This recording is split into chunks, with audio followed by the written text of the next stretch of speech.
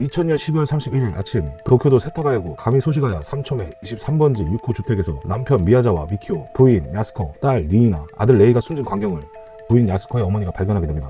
바로 옆집에 사는 야스코의 어머니가 딸의 집에 전화를 걸었으나 받지 않는 전화. 이상하게 생각하여 방문해보니 일가족이 처참한 시체로 발견된 것이죠. 약 23년이 된 현재까지도 범인은 체포되지 않고 미제 사건으로 남게 됩니다. 미야자와 가족이 살던 곳은 카미소시가야 3번지에 위치했는데 특이하게도 바로 옆집과 딱 붙은 형태로 지은 2층 주택이었고, 이 옆집엔 부인 야스코의 친정 어머니와 언니 부부가 살고 있었습니다.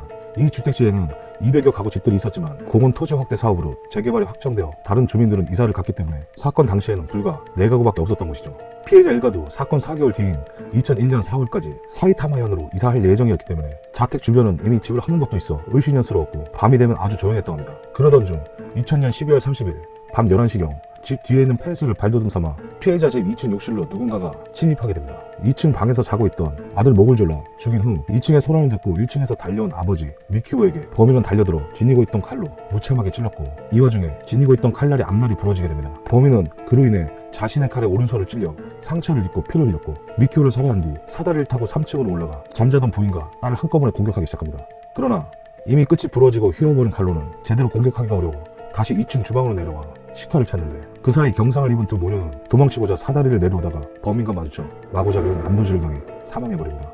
범인은 범행 후 자택 안에서 일가족의 물건들을 사용하고 생리활동을 하는 등 극히 대담하고 엽기적인 행동을 보입니다.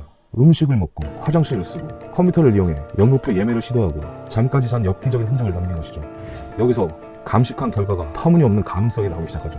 일본 경찰이 감식한 결과 범인은 한국인일 가능성이 있다고 보고합니다. 이는 범인이 신고 있던 신발이 한국에서 한정 판매품이었음을 비롯해 힙백이나 모자 등 범인의 유류품과 한국 제품이 많다는 이유 때문이었죠. 사건의 실마리를 찾기 위해 한국으로 조사원을 파견했으나 한국 전과자들의 지문과 대조해보니 지문이 동일한 전과자 기록은 없었고, 지금도 신규 지문을 등록할 때마다 대조 중이지만 일치하는 기록은 없다고 합니다. 일본에서 지금도 한국의 지문 정보를 제공하지 않는다고 엄포를 하고 있으며, 한국엔 반일 감정 때문에 범죄 용의자 지문 정보를 제공하지 않을 이유가 없거니와 사건이 일어난 2000년에는 이미 일본에서 외국인이 입국할 때에는 지문 날인을 했기 때문에 저 주장대로라면 한국에 부탁할 것도 없이 자기들 출입국 기록만 대조해봐도 되는 것이죠. 현재까지 경찰청은 조사원을 연 인원 23만 명이나 투입했고 지금도 38명이 매달려 있죠. 또 사건 현장은 사건 전 토지 확대를 위해 철거될 예정이었으나 사건이 일어났기 때문에 계획이 흐지부지되었고, 주변 주택들이 모두 허물어진 지금도 사건 현장은 허물어지지 않고 그대로 남아있다고 합니다.